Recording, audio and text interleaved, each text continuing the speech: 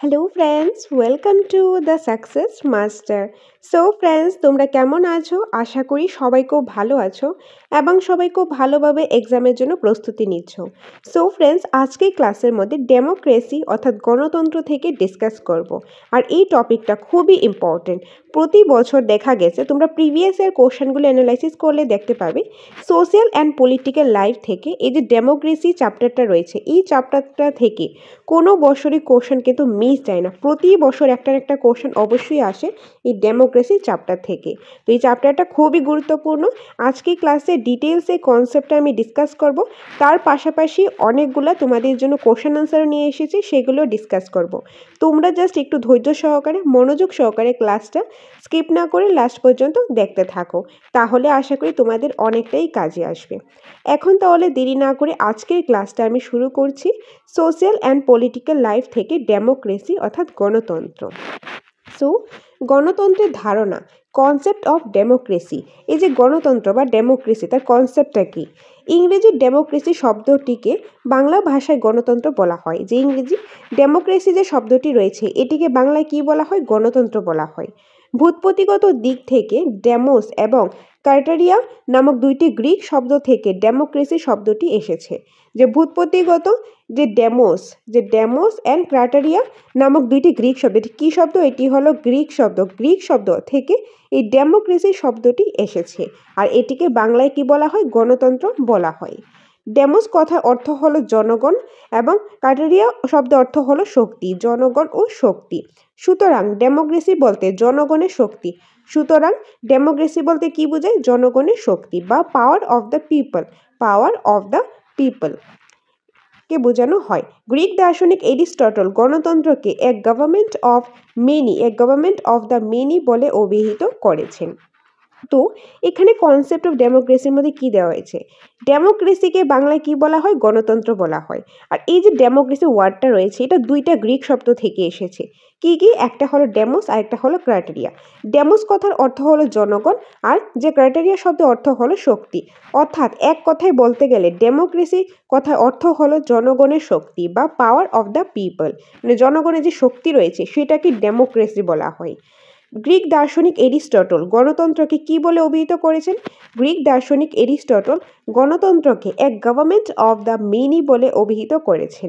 বা আমরা এইভাবেও কোশ্চেনটা আসতে পারি, আমরা পড়তে পারি যে গণতন্ত্রকে এক গভর্নমেন্ট অফ দ্য মেনি বলে কে অভিহিত করেছেন? গ্রিক দার্শনিক এরিস্টটল। ওকে, সো এটা হলো গণতন্ত্রের ধারণাটা। তো আশা করি তোমরা এই পার্টটা খুব ভালোভাবে বুঝতে পেরেছো। নেক্সট স্লাইডে এখন চলে যাই। নেক্সট স্লাইডে রয়েছে ঊনবিংশ শতকের মাঝামাঝি আব্রাহাম লিঙ্কন গণতন্ত্রের সংজ্ঞা দেন। যে ঊনবিংশ শতাব্দী যে মাঝামাঝি যে সময়টা, সেই সময়ে আব্রাহাম লিঙ্কন গণতন্ত্র অর্থাৎ ডেমোক্রেসি নিয়ে একটা সংজ্ঞা দিয়েছে, একটা ডেফিনেশন দিয়েছেন। আর সেই সংজ্ঞাটা হলো দেশবাসীর স্বার্থে দেশবাসীর দ্বারা দেশ শাসনকে গণতন্ত্র বলা হয়। মানে দেশবাসীর যে স্বার্থের জন্য, দেশের যারা বাসিন্দারা রয়েছে তাদের জন্য, তাদের স্বার্থের জন্য তাদের দ্বারা দেশের শাসনকে গণতন্ত্র বলা হয়। দেশের যে শাসনটা রয়েছে, মানে তাদের দেশবাসীর যে স্বার্থের জন্য তাদের দেশবাসীর দ্বারা দেশকে যে শাসন করা হয়, সেটাকেই বলা হয় গণতন্ত্র। Of the people, by the people, for the people. এই সংজ্ঞাটি কি? সর্বজনীন বিদিত। লিঙ্কন অর্থাৎ আব্রাহাম লিঙ্কন গণতন্ত্রকে প্রধানত রাজনীতি ও রাষ্ট্র শাসন সংক্রান্ত বিষয়রূপে গণ্য করেন। কিন্তু গণতন্ত্র এক মহান আদর্শ, তাই গণতন্ত্র শুধু রাজনীতি ও শাসনতন্ত্রের মধ্যেই সীমাবদ্ধ নয়। যে লিঙ্কন কি করেন? আব্রাহাম লিঙ্কন গণতন্ত্রকে রাজনীতি আর রাষ্ট্র শাসন সংক্রান্ত বিষয়রূপেই তিনি গণ্য করেন। কিন্তু গণতন্ত্রটা এতটাই মহান আদর্শ, তাই গণতন্ত্র শুধুমাত্র রাজনীতি বা শাসনতন্ত্রের মধ্যেই সীমাবদ্ধ থাকে না, তার বাইরেও অনেক কিছু আছে। তাই রাজনীতিবিদ ও দার্শনিক যে হেন্ডারসন গণতন্ত্রের ভিত্তি সম্পর্কে বলেন, ব্যক্তি মানুষ অন্তত সম্ভাবনা আদার। কে বলেছেন? যা রাজনীতিবিদ ও দার্শনিক হেন্ডারসন। ওকে, নেক্সট রয়েছে, এখন দেখে নেব গণতন্ত্রের আধুনিক তাৎপর্য অর্থাৎ মডার্ন সিগনিফিকেন্স অফ ডেমোক্রেসি। এখানে কি রয়েছে, আধুনিককালে গণতন্ত্র বলতে জীবনযাত্রা বিশেষ প্রকৃতিকে বোঝায়। যে আধুনিককালে এই যে মডার্ন যুগে গণতন্ত্র বলতে কি বোঝায়, জীবনযাত্রা যে বিশেষ প্রকৃতি রয়েছে সেটাকে বোঝায়। জুয়ার্ড বলেছেন, কি বলেছেন, democracy is the way of life. Democracy is a way of life. এটা কে বলেছেন, এটা বলেছেন জুয়ার্ড। যে ডেমোক্রেসিটা কি, ডেমোক্রেসিটি হলো যে জীবনযাত্রা বা লাইফস্টাইলের ওয়ে অফ লাইফ। গণতন্ত্রের আধুনিক ধারণা সমাজ দর্শনের উপর ভিত্তি করে গড়ে উঠেছে। গণতন্ত্রের যে আধুনিক ধারণাটা সেটা সমাজ দর্শনের উপর ভিত্তি করে গড়ে উঠেছে। ফলে জীবনের সমস্ত দিক লাইক সামাজিক, রাজনৈতিক, নৈতিক ও অর্থনৈতিক সবই এর অন্তর্ভুক্ত। তো বেসিক্যালি গণতন্ত্রের আধুনিক যে কনসেপ্টটা রয়েছে, আধুনিক গণতন্ত্রের যে কনসেপ্টটা, সেখানে কি বলা হয়েছে, এই আধুনিককালে মডার্ন যুগে গণতন্ত্র বলতে জীবনযাত্রার বিশেষ প্রকৃতিকে বোঝায়। আর জোয়ার্ড বলেছেন democracy is a way of life. গণতন্ত্রের যে আধুনিক ধারণাটা রয়েছে সেটা সমাজ দর্শনের উপর ভিত্তি করেই গড়ে উঠেছে। যে জীবনের সমস্ত দিক লাইক সামাজিক দিক, রাজনৈতিক দিক, নৈতিক, অর্থনৈতিক, এই সব কিছুই হলো যে মডার্ন ডেমোক্রেসি অর্থাৎ আধুনিক গণতন্ত্রেরই অন্তর্ভুক্ত বা আধুনিক গণতন্ত্রেরই পার্ট। গণতন্ত্র কোনো স্থির বস্তু নয়। যে গণতন্ত্র কি, এটা কোনো স্থির নয়, এটা সবসময় সেম থাকে না, এটা কন্টিনিউ চেঞ্জ হতে থাকে, তাই এটি একটি গতিশীল ধারণা। 22 জানুয়ারি 1947 খ্রিস্টাব্দে সংবিধান সভার মাঝে দাঁড়িয়ে জওহরলাল বলেছিলেন, এই সবার প্রথম কাজ মানুষের মুখে খাদ্য জোগাতে পারা, বস্ত্রহীন মানুষের পরনে বস্ত্র জোগাতে পারা, প্রতি দেশবাসীকে তার নিজের ক্ষমতা অনুযায়ী বিকাশের সব রকম সুযোগ দিতে পারা। এই হলো ভারতীয় গণতন্ত্রের ধারণা। যে গণতন্ত্রটা স্থির নয়, সবসময় সেম থাকে না, এটা কন্টিনিউ চেঞ্জ হতে থাকে, তার জন্য এটিকে বলা হয় কি, গতিশীল ধারণা। গণতন্ত্র হলো একটি গতিশীল ধারণা। আর 22 জানুয়ারি 1947 খ্রিস্টাব্দে সংবিধানে যে সভাটা হয়েছিল সেই সভাটার মাঝে দাঁড়িয়ে জওহরলাল নেহেরু বলেছিলেন যে এই সভাটা প্রথম কাজ, যে ফার্স্ট কাজ হলো মানুষের মুখে খাদ্য জোগাতে পারা। যে মানুষরা খেতে পায় না তাদেরকে যাতে খেতে পারে তাদের খাদ্য দিতে লাগবে। বা বস্ত্রহীন মানুষের পরনে বস্ত্র জোগাতে পারা, যাদের যে কাপড় চোপড় নেই তাদেরকে কাপড় পরতে দেওয়া, তাদেরকে কাপড় দেওয়া। বা প্রতি দেশবাসীকে তার নিজের ক্ষমতা অনুযায়ী বিকাশের সব রকম যাতে ডেভেলপ হয় সেই সব রকম তাদের সুযোগ সুবিধা দিতে পারা। এই হলো ভারতের গণতন্ত্রের ধারণা। আর এটা ছিল কি ভারতের যে গণতন্ত্রের ধারণা। ওকে, তো এটা হলো গণতন্ত্রের আধুনিক তাৎপর্য। নেক্সট রয়েছে গণতন্ত্রের প্রকারভেদ। গণতন্ত্রের প্রকারভেদ। গণতন্ত্র প্রধানত দুই প্রকার, একটা হলো প্রত্যক্ষ গণতন্ত্র আর একটা হলো পরোক্ষ গণতন্ত্র। তো গণতন্ত্রের প্রকারভেদে মধ্যে গণতন্ত্র কয় প্রকার, দুই প্রকার, প্রত্যক্ষ আর পরোক্ষ। তো প্রথমেই দেখে নেব প্রত্যক্ষ গণতন্ত্রের কনসেপ্টটা কি। সরাসরি যে গণতন্ত্রের জনগণ দেশের শাসন কার্যে অংশ নেয়, যে সরাসরি যে গণতন্ত্রের অর্থাৎ ডেমোক্রেসি জনগণ দেশের শাসন কার্যে অংশ নেয়, প্রাচীন গ্রিসে এই ধরনের শাসন ব্যবস্থা পরিলক্ষিত হয়। আর প্রাচীন গ্রিসের মধ্যে কি হয়, এই ধরনের যে শাসন ব্যবস্থা সেটা পরিলক্ষিত হয়, লক্ষ্য করা যায়, যা বর্তমানে বিরল, যেটা বর্তমানে অনেকটাই বিরল। বর্তমানে সুইজারল্যান্ডে প্রত্যক্ষ গণতন্ত্র দেখা যায়, আর বর্তমানে সুইজারল্যান্ডে এই প্রত্যক্ষ গণতন্ত্র দেখা যায়। তো প্রত্যক্ষ গণতন্ত্র কি, প্রত্যক্ষ গণতন্ত্র হলো যে সরাসরি যে গণতন্ত্রের জনগণ দেশের শাসন কার্যে অংশগ্রহণ নেয়, যে যারা শাসন কার্য দেশের যে শাসন কার্য চালানোর জন্য কি হয়, মানে এই গণতন্ত্রের মধ্যে প্রত্যক্ষ গণতন্ত্রের মধ্যে শাসন কার্য চালানোর জন্য দেশের যে জনগণ রয়েছে তারাই সেই শাসন কার্য চালাতে সেটাতে অংশগ্রহণ করে। মানে সরাসরিভাবে গণতন্ত্রে জনগণ দেশের শাসন কার্যে অংশগ্রহণ করে এই প্রত্যক্ষ গণতন্ত্রের মাধ্যমে। আর এই প্রত্যক্ষ গণতন্ত্র প্রাচীন গ্রিসে এই ধরনের শাসন ব্যবস্থা আগে পরিলক্ষিত করা হতো, কিন্তু বর্তমানে এটি বিরল। কিন্তু বর্তমানে সুইজারল্যান্ডে এইরকম গণতন্ত্র অর্থাৎ প্রত্যক্ষ গণতন্ত্র দেখা যায়। নেক্সট হলো পরোক্ষ গণতন্ত্র। পরোক্ষ গণতন্ত্র কি, যে গণতন্ত্র জনগণের প্রতিনিধি প্রেরণ করে শাসন কার্যে অংশ নেয়, মানে যে গণতন্ত্রে জনগণের প্রতিনিধি যারা রয়েছে সেই প্রতিনিধি প্রেরণ করে শাসন কার্যে অংশগ্রহণ করে। বিশ্বের সকল দেশের প্রায় বর্তমানে পরোক্ষ গণতন্ত্র পরিলক্ষিত করা যায়। আর বিশ্বের সকল দেশে প্রায় ম্যাক্সিমাম দেশগুলিতেই বর্তমানে পরোক্ষ গণতন্ত্র পরিলক্ষিত করা যায়। উদাহরণ হলো ইউএসএ, ভারত, ফ্রান্স ইত্যাদি বৃহৎ রাষ্ট্র ও জনবহুল রাষ্ট্রে পরোক্ষ গণতন্ত্র দেখা যায়। প্রত্যক্ষ গণতন্ত্র কি? প্রত্যক্ষ গণতন্ত্র হলো যে ডেমোক্রেসি বা গণতন্ত্র রয়েছে, এই গণতন্ত্রের যে শাসন কার্য রয়েছে সেই শাসন কার্যের মধ্যে জনগণরাই নিজেরাই মানে অংশগ্রহণ করে। আর পরোক্ষ গণতন্ত্রের মধ্যে জনগণের যে প্রতিনিধি রয়েছে সেই প্রতিনিধিরা শাসন কার্যের মধ্যে অংশগ্রহণ করে।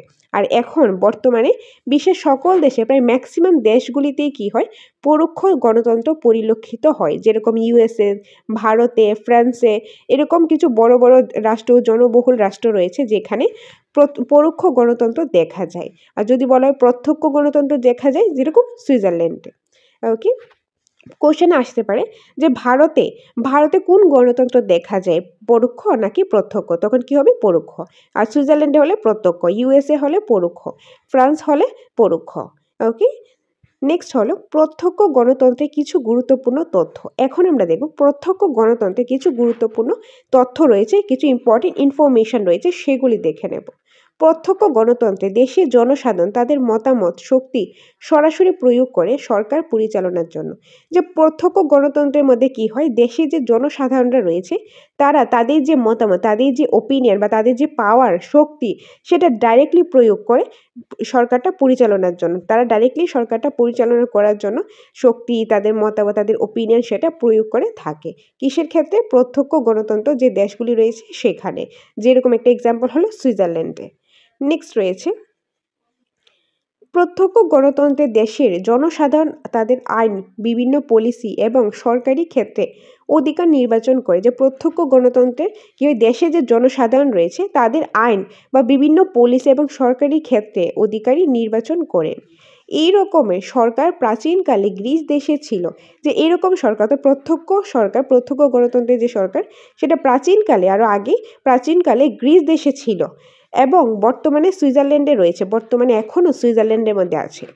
পরোক্ষ গণতন্ত্রকে আবার দুই ভাগে ভাগ করা যায়। যে পরোক্ষ গণতন্ত্রকে কয় ভাগে ভাগ করা যায়? আরও দুই ভাগে ভাগ করা যায়। ওকে, প্রথম তো প্রত্যক্ষ দেখলাম, এখন পরোক্ষ। তো পরোক্ষ গণতন্ত্রকে আবার দুই ভাগে ভাগ করা যায়। একটি হলো সংসদীয় গণতন্ত্র, আর একটি হলো কি রাষ্ট্রপতি চালিত গণতন্ত্র। একটি সংসদীয় গণতন্ত্র, আর একটি হলো রাষ্ট্রপতি চালিত গণতন্ত্র। তো পরোক্ষ গণতন্ত্রকে কয় ভাগে ভাগ করা যায়? দুই ভাগে। কি কি? সংসদীয় গণতন্ত্র আর একটা রাষ্ট্রপতি চালিত গণতন্ত্র। সংসদীয় গণতন্ত্রের উদাহরণ হলো ইংল্যান্ড এবং ভারত, মানে সংসদের দ্বারা যেগুলি চালিত হয়। তো সংসদীয় গণতন্ত্র হলো ইংল্যান্ড, ভারত। আর রাষ্ট্রপতি চালিত যে গণতন্ত্র রয়েছে যেরকম ইউএসএ, কানাডা, এগুলি রাষ্ট্রপতির দ্বারা চালিত হয়। ওকে, তো রাষ্ট্রপতি চালিত গণতন্ত্রের উদাহরণ হলো ইউএসএ, কানাডা। নেক্সট রয়েছে পরোক্ষ গণতন্ত্রের কিছু তথ্য। এখন দেখে নেব পরোক্ষ গণতন্ত্রের কিছু তথ্য। 1 নাম্বার, বর্তমানে বেশিরভাগ দেশেই পরোক্ষ গণতন্ত্র রয়েছে। যে বর্তমানে বেশিরভাগ দেশে কি পরোক্ষ গণতন্ত্র রয়েছে। যেরকম ইউএসএতে রয়েছে, ভারতে রয়েছে, ফ্রান্সে রয়েছে। নেক্সট রয়েছে পরোক্ষ গণতন্ত্র জনগণ তাদের প্রতিনিধি নির্বাচন করে আইন এবং সরকারের বিভিন্ন পলিসি তৈরি করার জন্য। যে পরোক্ষ গণতন্ত্র জনগণ তাদের প্রতিনিধি নির্বাচন করে আইন এবং সরকারের বিভিন্ন পলিসি তৈরি করার জন্য। নেক্সট রয়েছে পরোক্ষ গণতন্ত্রের জনগণ তাদের ভোটের মাধ্যমে প্রতিনিধি নির্বাচন করে। যে পরোক্ষ গণতন্ত্রের মধ্যে জনগণ কী করেন? জনগণ তাদের ভোটের মাধ্যমে তাদের যে জনগণের যে প্রতিনিধি রয়েছে সেই প্রতিনিধিকে নির্বাচন করে থাকেন।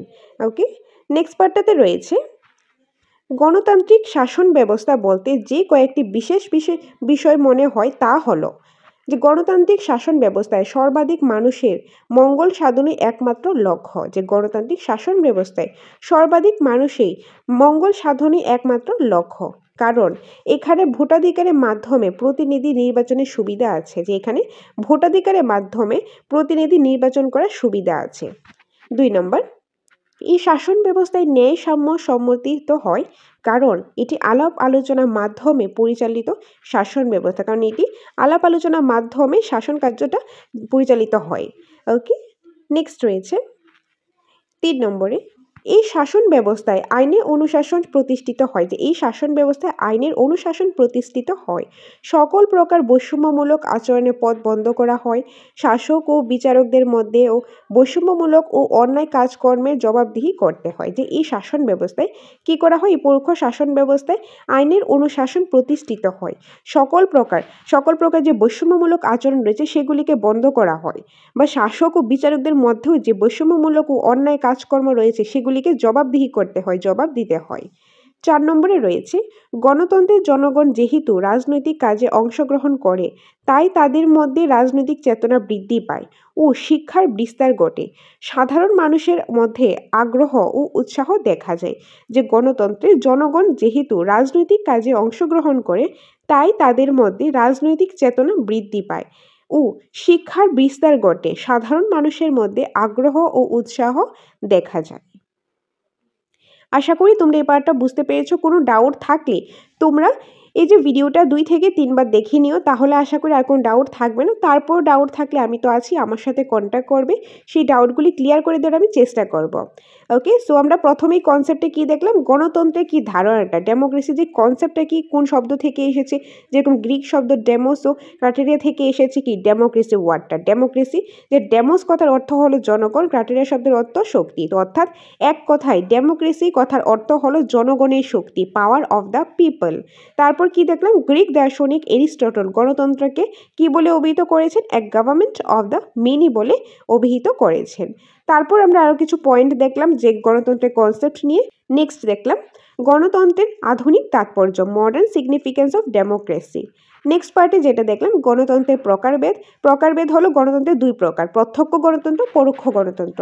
প্রথম প্রত্যক্ষ গণতন্ত্র কি সেটা দেখলাম, পরোক্ষ গণতন্ত্র কি সেটা দেখলাম। প্রত্যক্ষ গণতন্ত্রের কিছু গুরুত্বপূর্ণ তথ্যও দেখে নিলাম। নেক্সট দেখলাম যে পরোক্ষ গণতন্ত্রকে কয় ভাগে ভাগ করা যায়, 2 ভাগে, সংসদীয় গণতন্ত্র, রাষ্ট্রপতি চালিত গণতন্ত্র। তারপর পরোক্ষ গণতন্ত্রের আরও কিছু তথ্যও দেখে নিলাম। নেক্সট দেখলাম কি গণতান্ত্রিক শাসন ব্যবস্থা বলতে যে কয়েকটি বিশেষ বিষয় মনে হয় তা হলো তার কিছু পয়েন্ট আমরা দেখে নিয়েছি। ওকে, তো এটা গেল কনসেপ্ট। এখন আমরা দেখব কিছু ইম্পর্টেন্ট প্রশ্ন উত্তর। তো তোমরা একটু ধৈর্য সহকারে ক্লাসটা লাস্ট পর্যন্ত দেখতে থাকো। আর এই প্রশ্ন উত্তরগুলি করার আগে তোমাদের বলে দিই, আমাদের কোচিং সেন্টার দ্য সাকসেস মাস্টারে নোটস অ্যাভেলেবেল রয়েছে। টেট 1, টেট 2, এসটিজিটি একদম ফুল সিলেবাসে, সম্পূর্ণ সিলেবাসের নোটস অ্যাভেলেবেল রয়েছে, প্রতিটা সাবজেক্টেরই রয়েছে। তো তোমাদের যদি নোটসের প্রয়োজন হয় তোমরা এই স্ক্রিনে দেওয়া নাম্বারে যোগাযোগ করে চলে আসতে পারো আমাদের কোচিং সেন্টার দ্য সাকসেস মাস্টারে। সেখানে এসে তোমরা নোটস দেখতে পারো, দেখে ভালো লাগলে নিতে পারো। আর যদি চাও তোমরা ক্লাস করবে, ক্লাসও করতে পারো, মক টেস্ট দিতে চাইলে মক টেস্টও দিতে পারো, সবটাই আমাদের কাছে অ্যাভেলেবেল রয়েছে। এনিওয়ে, এখন আসে প্রশ্ন উত্তরে। সো 1 নম্বরে রয়েছে জনগণের শাসন কোন ধরনের শাসন ব্যবস্থা বৈশিষ্ট্য। জনগণের যে শাসন সেটা কোন ধরনের শাসন ব্যবস্থা একটি বৈশিষ্ট্য, সেটি হবে গণতন্ত্র অর্থাৎ ডেমোক্রেসি। আইনের শাসন কোন ধরনের শাসন ব্যবস্থার বৈশিষ্ট্য, গণতন্ত্র। আইনের শাসন গণতন্ত্র ধরনের শাসন ব্যবস্থার বৈশিষ্ট্য। 3 নম্বর জনগণের সিদ্ধান্ত জানার জন্য কোন বিষয়কে জনসমক্ষে উপস্থিত করা হলে তাকে বলা হয় গণ অভিমত। কি বলা হয়, গণ অভিমত। নেক্সট রয়েছে 4 নম্বরে গণতন্ত্র শব্দটি প্রথম ব্যবহার কে করেছিলেন, এই যে থুকিদিদেস গণতন্ত্র শব্দটি প্রথম ব্যবহার করেছিলেন। নো পার্টি নো ডেমোক্রেসি কথাটি কে বলেছিলেন, মনরো বলেছিলেন। নো পার্টি নো ডেমোক্রেসি কথাটি বলেছিলেন কে, মনরো। যেখানে গণতন্ত্র নেই সেখানে গণতন্ত্র নেই, ওকে, বলেছিলেন যে আইভর জেনসিন। ওকে, নেক্সট গণতন্ত্র হলো এমন এক ধরনের সরকার যেখানে প্রত্যেকের অংশদারিত্ব থাকে। কে বলেছেন, সেলি। ব্যক্তির মর্যাদা রক্ষণাবেক্ষণ ও বিকাশের ক্ষেত্রে কোন ধরনের শাসন ব্যবস্থা অধিকতর কাম্য, গণতন্ত্র। 9 নম্বর গণতান্ত্রিক শাসন ব্যবস্থার লক্ষ্য হলো সামাজিক বৈষম্য দূর করা, ধর্মনিরপেক্ষ সমাজ ব্যবস্থা প্রতিষ্ঠা, সুষ্ঠু সমাজ জীবন নিশ্চিত করা। ওকে, তো এগুলি হলো গণতান্ত্রিক এই যে শাসন ব্যবস্থার লক্ষ্য, যে সামাজিক যে বৈষম্যটা রয়েছে সেটাকে দূর করা, ধর্মনিরপেক্ষ সমাজ ব্যবস্থা প্রতিষ্ঠা করা, সুষ্ঠু সমাজ জীবন নিশ্চিত করা। এটা হলো গণতান্ত্রিক শাসন ব্যবস্থার লক্ষ্য। নেক্সট রয়েছে 10 নম্বরে গণতান্ত্রিক সরকারের রূপ হলো দায়িত্বশীল সরকার, বৈধ সরকার, তারপর রয়েছে সারা প্রদানকারী সরকার। গণতন্ত্র শব্দটি প্রথম প্রয়োগ হয় খ্রিস্টপূর্ব 5ম শতকে। খ্রিস্টপূর্ব 5ম শতকে প্রথম গণতন্ত্র শব্দটি প্রয়োগ হয়। গণতন্ত্রকে সর্বশ্রেষ্ঠ শাসন ব্যবস্থা বলেছে কে বলেছেন, জন স্টুয়ার্ট মিল। 13 সর্বোত্তম গণতন্ত্রের দেশ হলো মার্কিন যুক্তরাষ্ট্র। সর্বোত্তম গণতন্ত্রের দেশ হলো মার্কিন যুক্তরাষ্ট্র। গণতন্ত্র হলো সংখ্যাগরিষ্ঠের শাসন। 15 বৃহত্তম গণতন্ত্রের দেশ হলো ভারত। বৃহত্তম গণতন্ত্রের দেশ হলো ভারত। 16 গণতন্ত্রকে আলাপ আলোচনার মাধ্যমে পরিবেশিত শাসন ব্যবস্থা বলেছেন বার্কার। যে গণতন্ত্রকে আলাপ আলোচনার মাধ্যমে পরিবেশিত শাসন ব্যবস্থাটা, এটা কি করে বলেছেন বার্কার। গণতন্ত্রের সাফল্যের জন্য স্থানীয় স্বায়ত্ত শাসনের উপর গুরুত্ব আরোপ করেছেন কে করেছেন? Lord Bryce. গণতন্ত্র শব্দটি প্রথম প্রয়োগ করা হয় প্রাচীন গ্রিসে। কোথায় করা হয়? প্রাচীন গ্রিসে করা হয়। 18 নম্বরে রয়েছে গণতন্ত্রকে সর্বাপেক্ষা দরিদ্র, অজ্ঞ ও অযোগ্য ব্যক্তি শাসন বলেছেন কে বলেছেন? যে কাইল। গণতন্ত্রে সাধারণ মানুষেরা পূজা পায় আর জ্ঞান গুণী পায় অবজ্ঞা বলেছেন কাইল। বর্তমানে বিশ্বের অধিকাংশ দেশে কোন ধরনের শাসন ব্যবস্থা প্রতিষ্ঠিত হয়? গণতন্ত্র। ওকে, বর্তমানে বিশ্বের অধিকাংশ দেশে কোন ধরনের শাসন ব্যবস্থা প্রতিষ্ঠিত হয়? গণতন্ত্র। 20 নম্বরে রয়েছে কোন ধরনের শাসন ব্যবস্থা ব্যক্তির মর্যাদা ও স্বাধীনতায় বিশ্বাসী? গণতন্ত্র। 21 গণতান্ত্রিক সরকার দায়িত্বশীল থাকে জনগণের কাছে। কাদের কাছে? জনগণের কাছে। গণতান্ত্রিক যে সরকার তিনি দায়িত্বশীল থাকে জনগণের কাছে। গণতান্ত্রিক শাসন ব্যবস্থার প্রধান বৈশিষ্ট্য হলো ভোটাধিকার। প্রধান বৈশিষ্ট্য কি? ভোটাধিকার। 23 গণতন্ত্র হলো poorest, the most ignorant, the most incapable government বলেছেন কে? Lecky. Democracy and the liberty গ্রন্থটি রচয়িতা কে? লেকি। প্রত্যক্ষ গণতান্ত্রিক ব্যবস্থা বর্তমানে প্রচলিত আছে কোথায়? সুইজারল্যান্ডে। সুইজারল্যান্ডে বর্তমানে প্রত্যক্ষ গণতান্ত্রিক ব্যবস্থা প্রচলিত আছে। 26 রয়েছে সুইজারল্যান্ড প্রচলিত আছে কি? গণভোট, গণ উদ্যোগ এবং গণসমাবেশ। কোন বিশেষ বিষয়ে সিদ্ধান্ত গ্রহণের জন্য বিষয়টিকে জনগণের কাছে পেশ করাকে বলা হয়? গণভোট। কি বলা হয়? গণভোট। 28 ভোটদাতাগণ যতই নিজেরাই কোনো বিষয়ে আইন প্রণয়নে উদ্যোগী হয় তখন তাকে বলা হয় গণ উদ্যোগ। কি বলা হয়? গণ উদ্যোগ। 29 জনগণের সিদ্ধান্ত জানার জন্য কোন বিষয়কে জনসমক্ষে উপস্থিত করা হলে তাকে বলা হয় গণ অভিমত। কি বলা হয়? গণ অভিমত। 30 নম্বর গণতন্ত্রের সাফল্যের জন্য সার্বজনীন শিক্ষার উপর গুরুত্ব দিয়েছেন জন স্টুয়ার্ট মিল। কে দিয়েছেন? জন স্টুয়ার্ট মিল। 31 নম্বর অর্থনৈতিক গণতন্ত্র ছাড়া রাজনৈতিক গণতন্ত্র ব্যর্থ বলেছেন কে বলেছেন? লেঙ্কি। ওকে, নেক্সট। গণতন্ত্র হলো জনগণকে নিয়ে জনগণের দ্বারা জনগণের শাসন ব্যবস্থা। কে বলেছেন? Abraham Lincoln. গণতন্ত্রকে আধুনিক যুগের সেরা আবিষ্কার বলেছেন জেমস মিল। কে বলেছেন? জেমস মিল। ডেমোক্রেসি শব্দটি এসেছে ডেমোস অ্যান্ড ক্রেটোস থেকে। ওকে, নেক্সট রয়েছে 35 ডেমোস কথাটির অর্থ হলো জনগণ আর ক্রেটোস কথাটির অর্থ হলো শাসন। গণতন্ত্রের সিদ্ধান্ত গ্রহণ প্রক্রিয়ায় বিষয়ক পরীক্ষা নিরীক্ষা করার উপায় এবং অধিকারকে বলা হয় স্বচ্ছতা। কি বলা হয়? স্বচ্ছতা। 38 নম্বরে রয়েছে গণতন্ত্র প্রতিষ্ঠিত রাজনৈতিক সাম্যের উপর। গণতন্ত্র প্রতিষ্ঠিত কিসের উপর? রাজনৈতিক সাম্যের উপর। 39 গণতান্ত্রিক সংস্কার প্রধানত ও সম্পন্ন হয় রাজনৈতিক কার্যকর এবং রাজনৈতিক দলের দ্বারা, আন্দোলনের দ্বারা, রাজনৈতিকভাবে সচেতন নাগরিকের দ্বারা। 40 বর্তমানে বিশ্বের প্রায় কতগুলি দেশে গণতান্ত্রিক শাসন ব্যবস্থা প্রতিষ্ঠিত হয়নি? 1/4। 1/4। ওকে, 1/4 হলো এটার আনসারটা। সো ফ্রেন্ডস, নেক্সট রয়েছে 81 নম্বরে RTIA এর পুরো নাম হলো right two information act. Right two information act. 42 ভারতীয় গণতন্ত্রের সমস্যা হলো সামাজিক অসাম্য, অর্থনৈতিক অসাম্য এবং জাতপাত। ভারতীয় গণতন্ত্রের সমস্যা হলো সামাজিক অসাম্য, অর্থনৈতিক অসাম্য এবং জাতপাত। 43 কোন দেশে সর্বপ্রথম তথ্য জানার অধিকারী আইন প্রণীত হয়? সুইডেন। কোথায়? সুইডেনে। ওকে, সো এই ছিল আজকে ক্লাসের 43টা কোশ্চেন আনসার। প্রথমে আমরা কনসেপ্ট দেখেছি, তারপর আমরা কোশ্চেন আনসারও দেখে নিলাম। আশা করি তোমাদের কাছে ক্লাসটা হেল্পফুল লেগেছে, তোমরা ক্লাসটা ভালোভাবে বুঝতে পেরেছো। ক্লাসটা কিন্তু এতটা টাফ না, খুবই ইজি একটা ক্লাস, কিন্তু খুবই ইম্পর্টেন্ট। ডেমোক্রেসি যে চ্যাপ্টারটা খুব ইম্পর্টেন্ট, এখান থেকে কিন্তু প্রতি বছর কোশ্চেন আসতে দেখা যায়। তো তোমরা এই টপিকটা একদমই স্কিপ করবে না। আর যদি কোনো ডাউট থেকে থাকে ভিডিওটা অ্যাটলিস্ট 2 থেকে 3 বার দেখো, তাহলে আশা করি আর কোনো ডাউট তোমাদের থাকবে না। তারপর তোমরা মক টেস্ট দাও। এনিওয়ে ইউটিউবে the success master coaching centre notes available রয়েছে টেট 1 টেট 2 এবং এসটিজিটি সম্পূর্ণ সিলেবাসের নোটসে অ্যাভেলেবেল রয়েছে অ্যাকর্ডিং টু সিলেবাস, একদম ফুল সিলেবাসে নোটস রয়েছে, চ্যাপ্টার ওয়াইজ ডিটেল ডিসকাশন, তারপর রয়েছে chapter wise question answer or MCQs. আর তার পাশাপাশি নোটসের সাথে তোমরা স্পেশাল অনলাইন মক টেস্ট দেওয়ার সুযোগও তোমরা পেয়ে যাবে। এগুলি ছাড়া যদি অফলাইন মক টেস্ট দিতে চাও সেটাও অ্যাভেলেবেল আছে, আর ক্লাস করতে চাইলে ক্লাসও করতে পারো। তো টেটের রিলেটেড ক্লাসেসের প্রয়োজন, মক টেস্টের প্রয়োজন, স্টাডি মেটেরিয়ালসের প্রয়োজন, যেটাই প্রয়োজন সেটার জন্য তোমরা এই স্ক্রিনে দেওয়া নাম্বারে যোগাযোগ করতে পারো। এই নম্বরে যোগাযোগ করে তোমরা চলে আসতে পারো আমাদের coaching centre the success master. সেখানে এসে নোটস দেখে বা বাকি জিনিসগুলি দেখে যদি ভালো লাগে, অ্যাপ্রোপ্রিয়েট মনে হয়, তবেই তোমরা সেগুলি নিতে পারো। ওকে, সো এটাই ছিল আজকের ক্লাস। আশা করি ভালো লেগেছে, আশা করি তোমাদের কাছে ক্লাসটা হেল্পফুল লেগেছে। দেখা হবে তোমাদের সাথে পরবর্তী একটা ক্লাসে। Thanks for watching.